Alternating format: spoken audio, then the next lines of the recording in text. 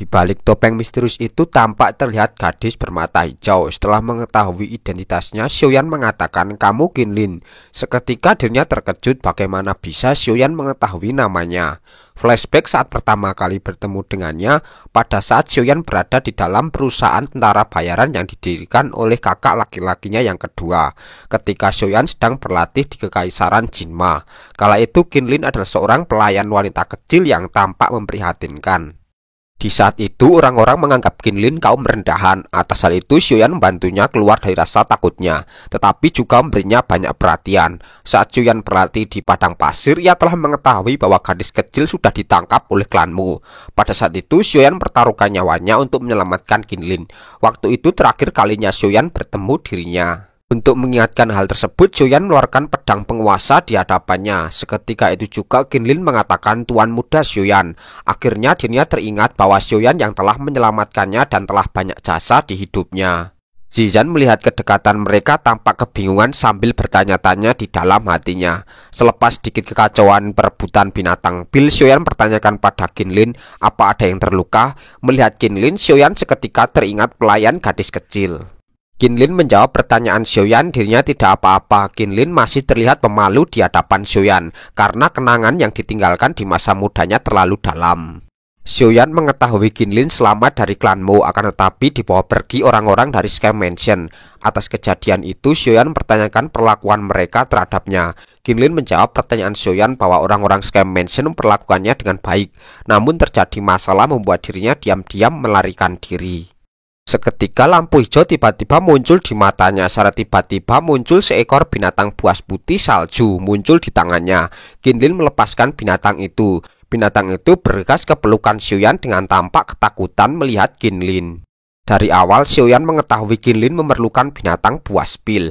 Ternyata darah binatang pil akan digunakan untuk menghilangkan racun di dalam tubuhnya. Setelah Xiaoyan memeriksa tubuhnya, Xiaoyan tampak terkejut melihat racun yang sangat mematikan. Racun tersebut berasal dari suku Piton. Dikabarkan tidak ada penangkal racunnya. Kabarnya bahwa darah di dalam tubuh binatang buas pil bisa menyembuhkan sebagian besar racunnya. Atas hal itu Qinlin datang di tempat tersebut untuk mencoba keberuntungan. Mengetahui hal itu, teman Xiaoyan berpendapat bahwa pil obat berkualitas tersebut memang mampu menahan cukup banyak racun. Namun pil itu belum sepenuhnya menghilangkan penyumbatan di dalam tubuhnya. Walaupun binatang pil mampu menahan cukup banyak racun, namun obat itu tidak cukup sepenuhnya menghilangkan racun di tubuhnya. Teman Xiaoyan yang ahli tentang racun mengatakan bahwa hal itu tidak menjadi masalah. Dengan bantuan darah binatang pil, bukan tidak mungkin menghapus racun piton itu meskipun mematikan. Kemudian Qinlin menceritakan perjalanan sebelumnya ketika dirinya datang di daerah binatang saat itu. Qinlin hanya berniat untuk menemukan beberapa bentuk ular kuat dan berharap bertemu dengan tetua suku 9 tanah dalam Piton. Namun orang itu tidak mengenali Qinlin, membuat tetua tersebut berniat menangkap dirinya. Akhirnya Qinlin bisa mengendalikan tetua yang sampai saat ini ia pergunakan. Namun tetua itu merilis beberapa berita pada saat terakhir dan menyebabkan seluruh suku 9 tanah dalam datang dan menangkapnya. Di sela-sela perbincangan tersebut, Zizan masih menyimpan dendam karena malam itu Qinlin menyerangnya. Bagi Xiaoyan tidak perlu dikhawatirkan, meskipun racun tersebut menyusahkan, bukan tidak mungkin untuk disembuhkan. Namun saat ini bukan waktu yang tepat untuk menghilangkan racun tersebut. Setelah kelompok Xiaoyan menyelesaikan perjalanannya, dirinya akan membantunya memikirkan cara untuk membantu Qinlin mengeluarkan racun di dalam tubuhnya. Kemudian Xiaoyan mengajak Qinlin untuk bergabung dengan kelompoknya. Tanpa banyak pertimbangan, Qinlin bergabung dengan kelompok Xiaoyan. Setelah gabungnya Qinlin di kelompoknya, Xiaoyan menganggap barisan kekuatannya semakin bertambah kuat. Jika mereka bertemu kembali dengan kelompok Fang Jing'er, tidak menjadi masalah besar. Pada awalnya Qinlin musuh kelompok Xiaoyan, namun kali ini menjadi sahabat, membuat Zizan masih belum percaya sepenuhnya. Zizan masih mengingat di saat itu Qinlin mencoba mengendalikannya.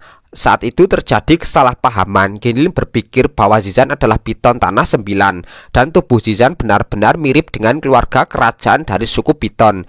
Karena itu Qinlin menyerang Zizan. Atas hal itu Zizan tidak terima dirinya dibandingkan dengan klan ular. Xiaoyan mengabaikan kedua gadis tersebut, yang terpenting memikirkan binatang pil. Meskipun binatang pil tidak memiliki energi, bagi seorang alkemis akan bisa mencium aroma pil dan menebak identitas aslinya. Atas hal itu temannya menyarankan untuk membiarkan Qinlin menyimpan binatang pil kembali. Binatang kecil tampaknya mengerti percakapan mereka. Setelah mendengar kata Qinlin, seketika binatang kecil tampak ketakutan. Alhasil Xiaoyan menyusutkan binatang kecil dan menyimpan di cincinnya bersama boneka roh yang lain. Setelah binatang pil tersimpan dengan aman, seketika Xiaoyan minta Qinlin untuk menjaga pengawalnya. Melihat metode misterius itu, semua orang termasuk Xiaoyan tampak terkejut.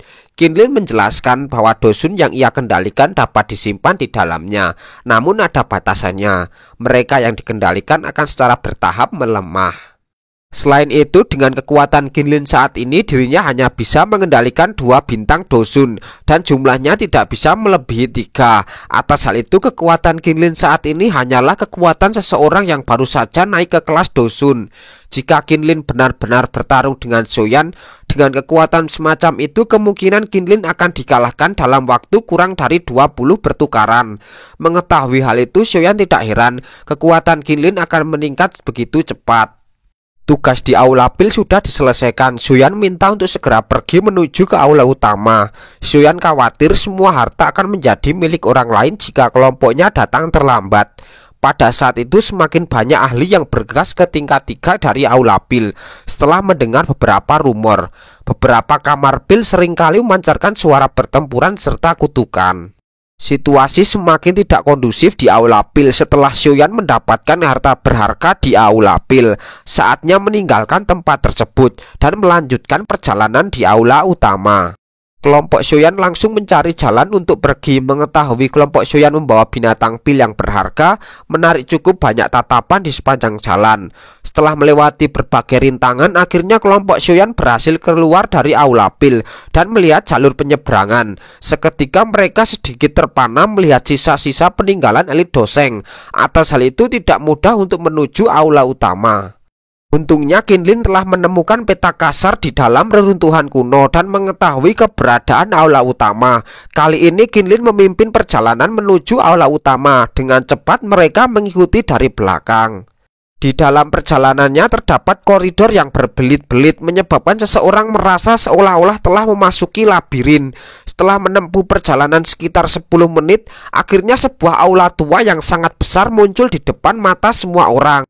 Aula besar itu berwarna perunggu kuning. Tak terhitung banyaknya tahun telah menyebabkan perunggu kuning itu muncul. Bahkan lebih dalam, aura kuno menyebar dari setiap lempeng batu, menyebabkan seseorang merasakan perubahan yang telah tenang selama bertahun-tahun. Aula utama sangatlah luas, terlihat banyak orang berdiri di dalam seperti semut. Bagian tengah aula besar terdapat 10 kelompok cahaya besar, terlihat samar-samar, beberapa seperti gulir dalam cahaya yang menyilaukan. Melihat hal itu, Xiaoyan menebak benda itu apakah keterampilan Tiandu. Dari 10 gulungan tersebut hanya ada satu teknik keterampilan Tiandu. Seketika mata Xiaoyan tertuju pada kursi batu di tempat itu. Terlihat kursi batu ada kerangka putih yang benar-benar giok. Tangan kerangka membentuk segel saat duduk. Kerangka tersebut adalah kerangka elit Doseng. Di aula besar terlihat banyak orang-orang kuat. Kelompok Xiaoyan melihat kelompok Fang Jing'er. Terlihat banyak orang berdiri di aula besar yang sangat luas. Sebagian besar orang-orang yang tersisa semua dari fraksi yang memiliki reputasi cukup besar di dataran tengah. Mereka semua sudah ada di tempat itu, tampaknya target sudah jelas. Kedatangan kelompok Xiaoyan menarik perhatian cukup banyak orang. Ketika mereka memasuki aula besar, banyak mata berhati-hati dipenuhi dengan permusuhan. Mata Xiaoyan melirik ke tempat di mana Fang Jing'er berada, yang terakhir menatapnya dengan cara yang gelap dan serius. Sangat mungkin bahwa mereka masih ingat kehilangan besar yang mereka derita dalam penghalang spiritual binatang buas sebelumnya. Setelah kelompok Xiaoyan berjalan-jalan di aula besar, Xiaoyan akhirnya menemukan selusin sosok patung manusia duduk di kursi di sekitar batu yang menjulang. Sosok manusia itu berwarna abu-abu batu. Kedua mata mereka tertutup rapat. Tubuh selusin patung seperti itu menyebabkan semua orang takut berada dalam jarak 100 kaki dari kursi batu. Teman Xiaoyan mengatakan patung itu adalah boneka kelas tinggi, semacam mirip dengan boneka setan langit. Diperkirakan bahwa selusin boneka itu memiliki kekuatan kelas dosun. Selusin boneka itu mungkin tidak bergerak pada saat ini, hanya saja mereka tidak diaktifkan. Melihat hal itu memang layak menjadi sisa-sisa yang ditinggalkan oleh elit Doseng. Di waktu yang sama, kelompok Xiaoyan kembali bertemu dengan keluarga lembah api. Tanjin mengatakan teman muda Xiaoyan tiba tepat waktu lebih baik daripada tiba lebih awal. Materi di tempat tersebut menjadi semakin melemah, kemungkinan besar akan segera menghilang sepenuhnya. Kemudian Xiaoyan berpikir bahwa seharusnya ada satu teknik Tiandu yang benar di antara 10 teknik tersebut. Siapapun yang mendapatkannya itu akan tergantung pada keberuntungan dan kekuatan orang tersebut. Mata Xiaoyan tertuju pada 10 kelompok cahaya. Terlihat ada banyak trik dalam sisa-sisa kuno itu. Mengetahui hal itu, Xiaoyan secepatnya mendapatkan satu teknik Tiandu yang asli di antara 10 gulungan tersebut. Namun perjuangan Xiaoyan kali ini tidak akan mudah. Cukup banyak orang yang menentang dirinya. Hal itu bukan masalah bagi Xiaoyan. Kekuatan kelompok Xiaoyan kali ini cukup mampu menghadapi kelompok lain. Seketika pandangan mereka beralih ke 10 kelompok cahaya di tengah aula besar. Cahaya sekitarnya dari klaster menjadi semakin lemah. Dipastikan segel kehilangan efeknya. Melihat hal itu, Tanjin meminta Xiaoyan untuk mencari gulungan teknik yang asli dari 10 gulungan tersebut.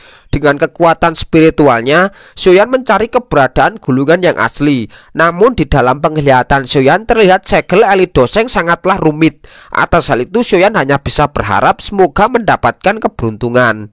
Selain hal itu, harus tetap waspada dengan boneka-boneka batu. Tanjin memprediksi jika boneka-boneka itu akan bangun ketika segelnya terlepas. Pada saat itu pasti akan menjadi pertempuran yang sangat kacau. Situasi saat ini cukup rumit. Selain waspada terhadap perlawanan musuh, juga harus tetap berhati-hati terhadap boneka misterius itu. Namun untuk sekarang menunggu sampai segelnya menghilang. Seketika pandangan Xiaoyan melihat benda tersebut secara tiba-tiba berhenti di atas kerangka di kursi batu. Melihat hal itu, Xiaoyan berpikir untuk memperbaiki tubuh gurunya membutuhkan tulang seorang ahli. Kerangka doseng masih cukup lengkap. Jika kerangka itu dapat digunakan sebagai tubuh, Xiaoyan bertanya-tanya dapatkah membantu gurunya maju ke kelas doseng. Jika hal itu benar terjadi, gurunya benar-benar bisa menjadi elit doseng. Kelompok Xiaoyan tidak perlu takut pada aula jiwa di masa depan. Selain itu, kekuatan pavilion bintang jatuh langsung mencapai level teratas. Hal itu akan memiliki modal untuk benar-benar bersaing dengan aula jiwa. Dalam pikirannya, Xiaoyan mencoba merebut kerangka tersebut. Selama mereka menunggu segel menghilang, beberapa ahli dan fraksi terus-menerus tiba di aula besar. Suasana di aula besar menjadi sedikit tegang. Di bawah situasi seperti itu, beberapa fraksi dengan hubungan satu sama lain mulai berkumpul dengan tenang. Di tempat yang semerawut itu, kemungkinan tidak mungkin untuk mendapatkan harta karun hanya mengandalkan kekuatan satu orang. Sejumlah tokoh bergas terus-menerus menuju aula besar. Meskipun semakin banyak orang di dalam aula besar, suasana yang menekan menyebabkan semua orang berkeringat dingin. Energi mereka mengalir melalui setiap bagian dari tubuh mereka. Seketika mata Xiaoyan sedikit tertutup ketika kekuatan spiritualnya menutupi bagian dalam aula besar. Namun hal yang membuat sedikit aneh adalah belum menemukan ahli dari aula jiwa. Di dalam hatinya Xiaoyan bertanya-tanya, mungkinkah mereka tidak memiliki banyak minat pada harta kuno itu. Seketika ekspresinya tiba-tiba berubah. Tepat Xiaoyan membuka matanya, tawa aneh berubah menjadi gelombang sonik tajam yang muncul di dekatnya. Dan sejauh itu bergema di aula besar itu. Sosok itu muncul dengan mengatakan, sepertinya aku tidak terlambat kali ini. Niat membunuh melonjak dalam hati Xiaoyan ketika mendengar tawa aneh yang akrab itu. Dengan tegas Xiaoyan mengatakan, apakah mereka tiba hantu tua Xianxing?